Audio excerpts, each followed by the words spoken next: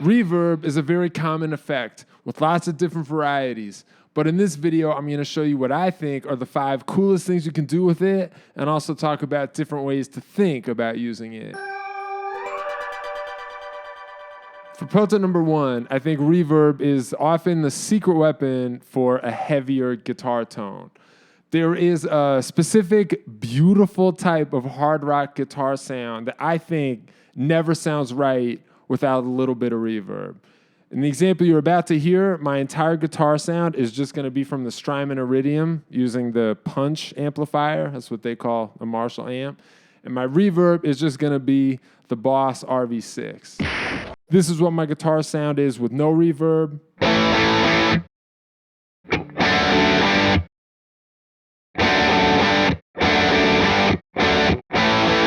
And here it is with reverb.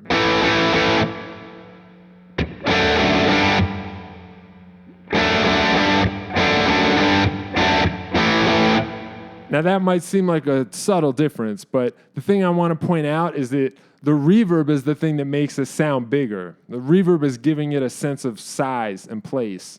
So the real pro tip here is to see what happens if you use less distortion than you think you need and more reverb than you think you need. Another thing I'll add is that in general, I think plate reverbs are a good choice for this, but on the RV6 specifically, I actually think the room sounded better than the plate if you're trying to do this. And the last thing I'll say is that once you get this kind of guitar tone, you can get the most out of it if you play riffs that have some space in them, just to let the reverb be there.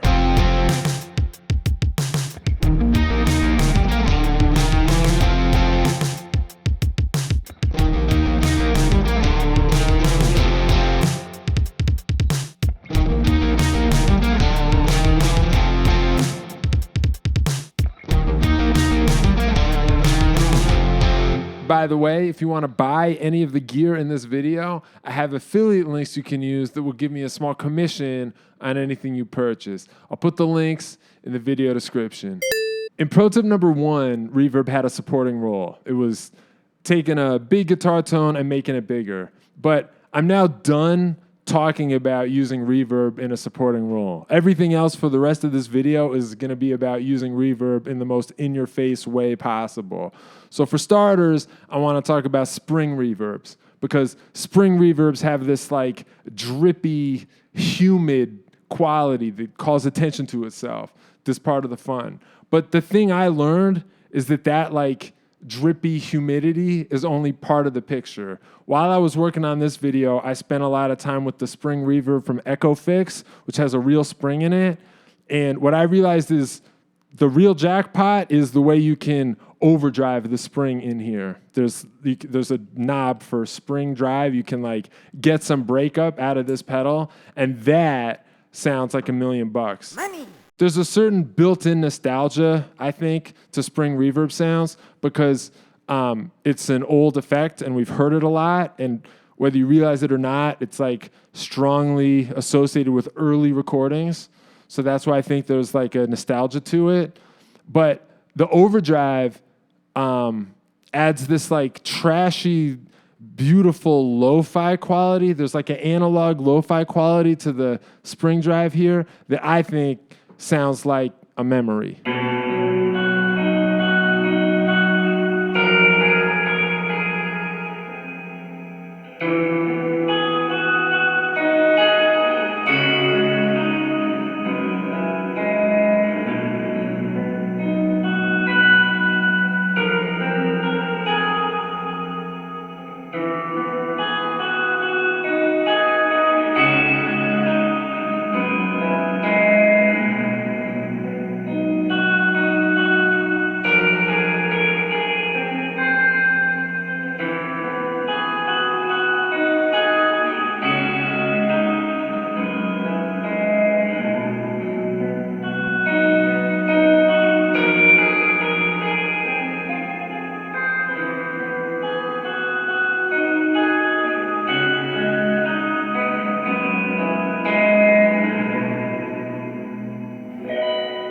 The next in-your-face reverb thing we got to talk about is Shimmer reverb. A shimmer reverb is just a reverb that is also doing some pitch shifting. Now I have a personal favorite. It's the Strymon NightSky. But regardless of whether or not you have this, what I think you should do with any shimmer reverb is put it on perfect fifths, if it'll do that, and then put the mix on 100% wet. So you eliminate your dry signal completely. And if you do that, you'll hear how much the pedal is doing besides just adding reverb and pitch shifting. And in the case of the NightSky, it ends up being a gold mine. This pedal is adding all kinds of like glowing little modulations that I've gotten hooked on. So what you're about to hear is a part of a song I'm working on for my next record that uses that type of setting in a big way.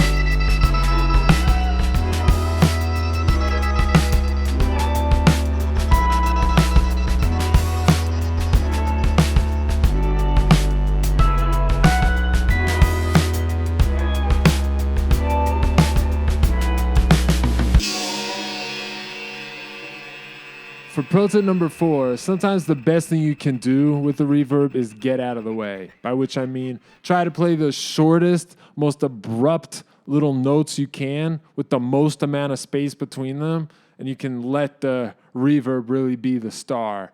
In the example you're about to hear, the reverb I'm using is the Ultrasheer. This is an example of a reverb that just has it. Like, everything it does just sounds right and good. So the way to capitalize on that is to just feed it a little bit and then let it do the rest. Now, if you're a guitar player, there's a couple ways you can do that with technique. You can like mute the strings, you can pluck a certain way. But for this example, I actually used a keyboard I have that has a decay control that'll just artificially cut off the notes a little bit.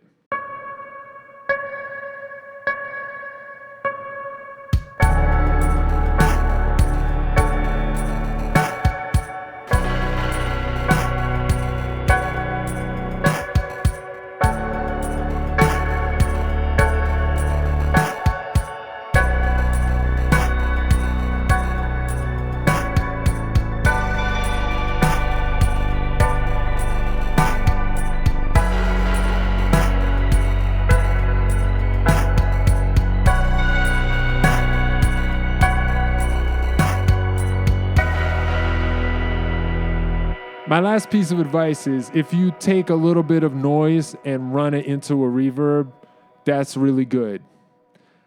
Even if you're not a noise musician, or even if you think you hate noise, you can get some textures by running a little bit of noise into reverb that are actually very useful for mixing. You can add just a little bit. If you like hide a little bit of a noise bed in the back of your mix, you can add just a little bit of interesting sonic information that'll make the whole thing sound a little more rich. Or in a live setting too, it can help add just a little bit of glue in between you and the other members of your band, especially if it's a small band. For the example you're about to hear, I'm using the Prismatic Wall from Electronic Audio Experiments. Now, this isn't necessarily a noise pedal. It's not even necessarily a reverb. The idea is that whatever you play into this is going to resonate these like imaginary strings that will then vibrate and add these like complex, interesting reverberations. That might sound complicated, but the point is just that it can take a noise source like this from my synthesizer and turn that into this.